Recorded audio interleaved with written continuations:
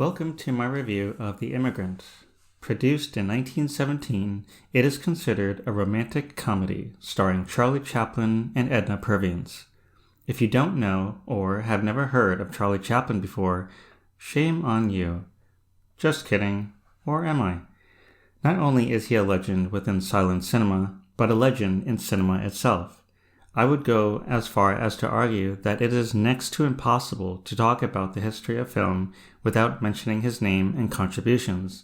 For now, though, let's talk about this film. The scene opens with a steamship full of immigrants crossing the Atlantic Ocean. Here, we get a good look of our titular character, or more like a good look of his ass. Is he seasick by any chance? No, he was just fishing. Well played, film, well played. As Charlie sways with the ship, seemingly feeling fine, the same cannot be said about the other passengers. Yeah, I would move too. Sitting on the floor with her ailing mother is Edna, Charlie's eventual love interest. So here's a funny bit. Well, in theory, as the other guy starts hiccuping, what else could it be? So does Charlie. They start hiccuping together, synchronized, increasing in intensity until dinner time. As the crew member rings a bell, the crowd rushes into the mess hall. I'm surprised by that. If I wasn't feeling well, the last thing I'd want is food. Then again, who knows how long they'd have to wait for their next meal. Inside the mess hall, it's a bit rocky, to say the least.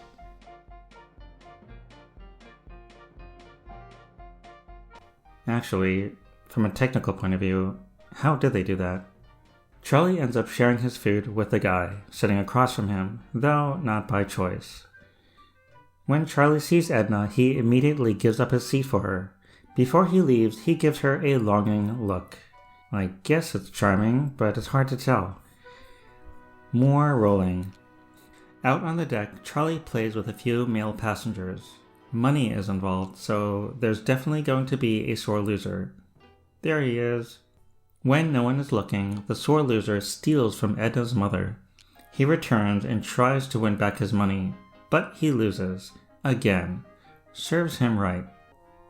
After Charlie kicks a passenger away, because he ends up beside an upset Edna and her mother. She explains that her mother lost their money. Charlie slips some of his winnings into her coat pocket, but a crew member thinks he's stolen from her. This actually plays into Charlie's favor, as Edna finds the money and thanks him. The arrival in the land of liberty. I would have gone with the land of the free, but whatever. And there she is, Lady Liberty herself. Charlie and Edna say their farewells, no doubt thinking they'll never see each other again. But we know better. Later, hungry and broke. Charlie finds a coin on the sidewalk. He puts it in his pocket, but unbeknownst to him, it falls out right before he enters the restaurant. Inside, we get another funny bit, which is actually funny this time. The burly waiter is trying to get Charlie to take off his hat, but he is none the wiser.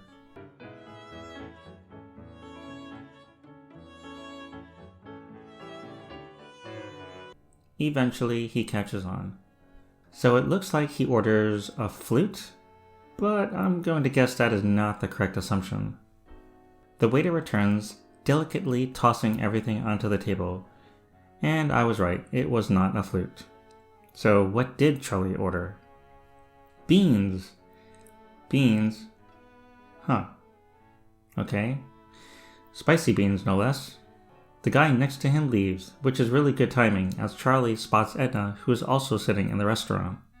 As they sit down, Charlie realizes that Edna lost her mother. There isn't a title card here, and I'm glad there isn't one. It's not needed. Both actors do a great job of conveying the story, as well as their emotions. So Charlie orders a plate of beans for Edna too. Why beans? I don't know. I guess I'm just surprised that it's only beans. Is that like the cheapest thing on the menu? We see that a customer refuses to pay in full. In turn, the staff beat the shit out of him. They do not hold back. "What's the trouble, waiter?" Charlie asks. "He was 10 cents short," says the waiter. Now, 10 cents doesn't seem like much, but back in 1917 it was. According to my calculations, 10 cents was like, I don't know, $1,000? Did I mention that I suck at math? Anyway, Charlie rightfully senses that he should check his pockets. Now he notices the hole in his pocket. Naturally, he's worried that he's going to get the same treatment as that other customer. The waiter gives Charlie the check, as if anticipating that he can't pay it. Charlie stalls by ordering another cup of coffee. Smart move. At this point, Charlie notices that the next customer to walk in is holding the same coin he found earlier. After getting a coffee, he gives the waiter the coin. He pockets it, but it too falls to the floor. Why does everyone have holes in their pockets? Charlie sees the coin and we get yet another funny bit.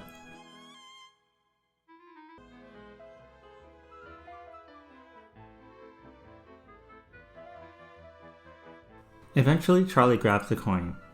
Unfortunately, it turns out to be a fake. Now would be a good time to ask a lingering question. Shouldn't Edna have some money? We saw Charlie give most of his money to her. What did she do with it all? I know some time must have passed between what happened on the ship and now, but if she had nothing, then what was she doing in the restaurant? Charlie stalls again by ordering another coffee. Over at another table, a large man spots the two and decides to have a word. "I'm an artist," he says. The waiter returns and demands that Charlie pay the bill. Seeing the expression on his face, the artist offers to pay. For some idiotic reason, Charlie doesn't want him to pay. Really? You've chosen now to have some pride. The artist eventually relents, causing Charlie to panic again. "Bring my check also," says the artist. He pays and leaves a tip. Charlie takes his tip to pay their bill. The change he gets back is used as a tip for the waiter.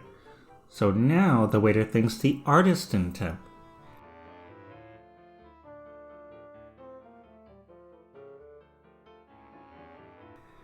"I'll engage both of you now, starting tomorrow." What do you mean? He's saying now, but then says tomorrow? That's really confusing. Apparently, the artist has hired the couple to pose for a painting. When they see a marriage license office, Charlie proposes.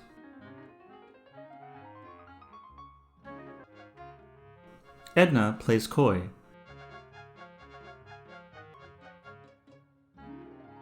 As the rain comes down, Charlie lifts Edna into the air and carries her inside, basically against her will. The end. What the hell kind of ending is that? Why play it that way? If the ultimate goal is for them to get married, then shouldn't her character have been on board? Since she wasn't, then it would have been better for Charlie to respect her wishes. After all, they've been together for like a combined total of 30 minutes. Maybe they should take the time to get to know each other better. Despite that awkward ending, The Immigrant is pretty good. Like The Great Train Robbery, this too is preserved in the U.S. National Film Registry by the Library of Congress. I can see why too. It is definitely historically significant. There is no fun fact this time around. To be honest, I'm getting kind of sick of it. Instead, I want to take this moment to say thank you. At the point of this recording, this channel has 20 subscribers. I know that doesn't seem like much, but it's a big deal to me. With every new video, I try to improve on every aspect of a film critic or film reviewer. Knowing that there are people out there listening in makes me feel happy and grateful. I guess the next milestone will be 50 subscribers. Until next time, take care.